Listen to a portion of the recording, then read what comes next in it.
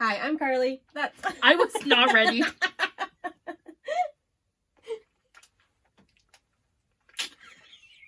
Let's try that again.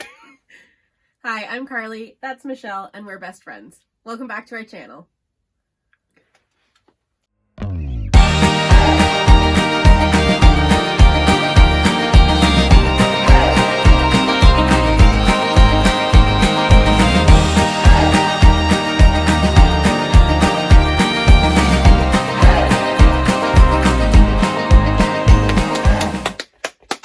Valentine's Day activities.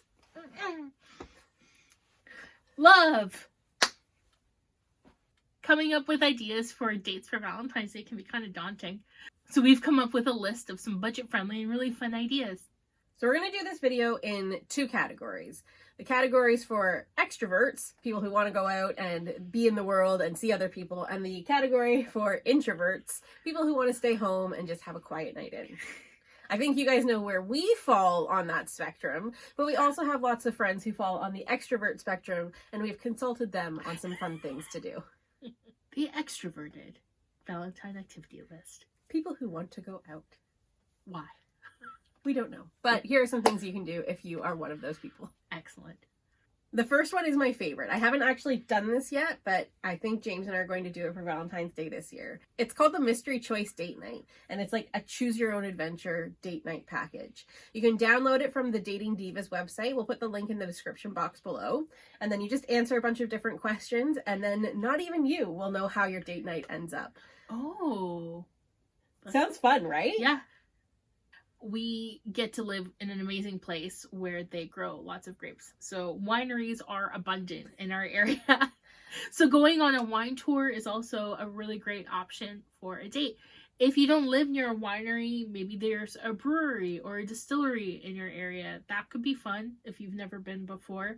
I know we've tried was it whiskey? Jack Daniels.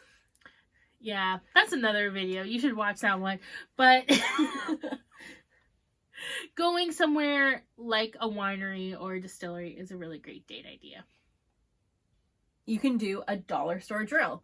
No matter where you live, there's got to be a dollar store around you somewhere. And this one's really fun. You go to the dollar store, you set a $5 limit, and you come up with the best present that you can for your partner. But there are a few extra details in there.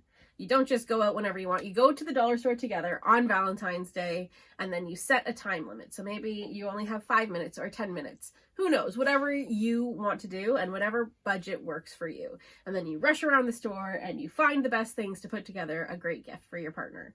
It's a really fun way to see what your partner comes up with for you, but it's also really fun to see what you can find for your partner. Valentine's Day can also offer a time to be a little bit bold. Maybe try a new restaurant in town. Go to that Greek place you've always wanted to check out, or the Indian place down the street. Another idea is recreating your first date. Sadly, James and I can't do that because our first date was when we lived in Leeds in the United Kingdom. We met at a pub called the Round Hay Fox.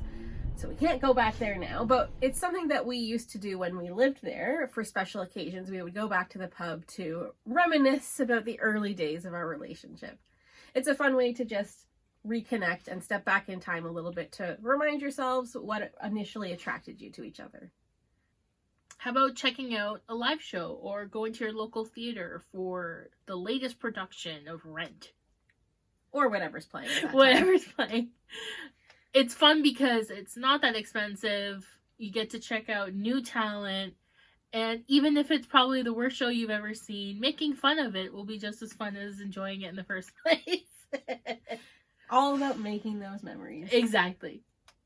You know that Michelle and I like to go ice skating, but this is a great thing that you can do with just your partner as well. Whether you are Bambi on ice or you've been playing hockey since you were a child, it's a really fun way to just spend time together doing something physical, especially if you can do it outside, getting some fresh air and just enjoying the night together. You don't have to do it for a long time. You can just be on the ice for 20 minutes even, and then get yourselves a hot chocolate afterwards to warm up.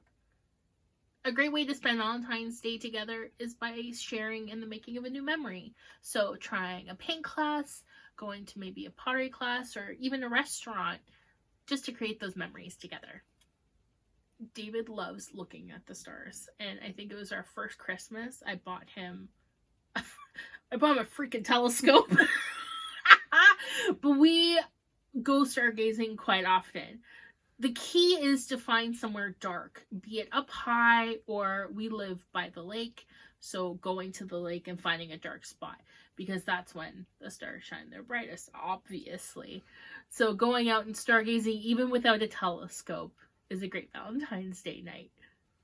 If you have children, another way that you can celebrate Valentine's Day is by having dinner all together at home, and then just you and your partner heading on out and grabbing dessert on the town.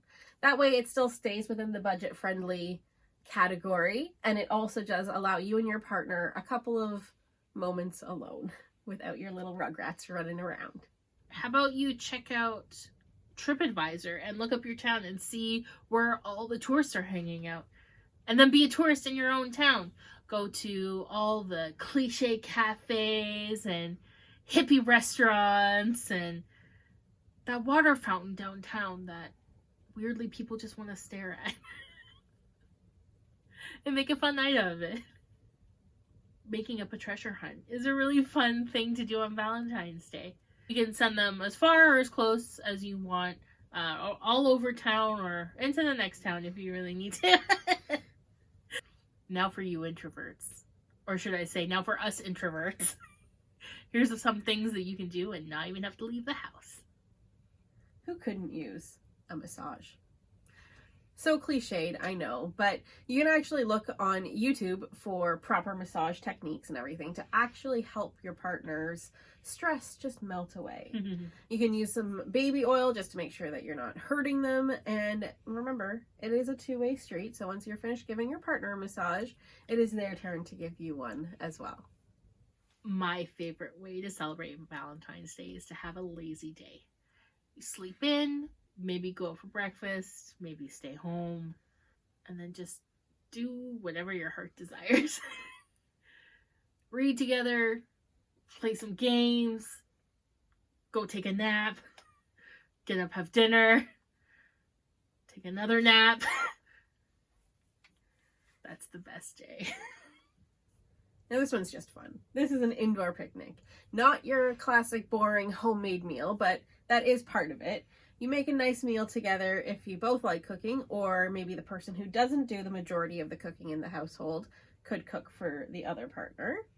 And then you have a picnic inside. You set up a blanket, you sit on the floor, but you just make a picnic indoors. It's too cold for most of the Northern Hemisphere to be outside at Valentine's, so indoor picnic it is.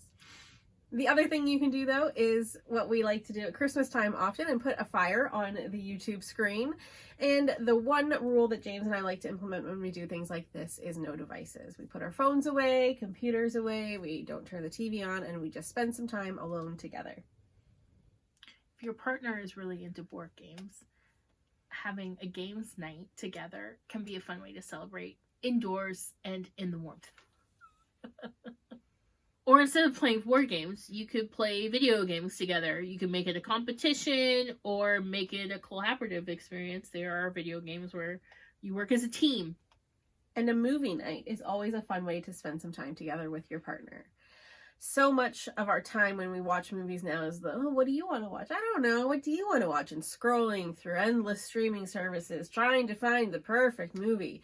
So my recommendation is that a couple of days beforehand, you come up with a movie or two that you both want to see. And then that way it takes all the decision-making process out of that night, and you can just enjoy cuddling up together on the couch, watching a movie that you're both interested in.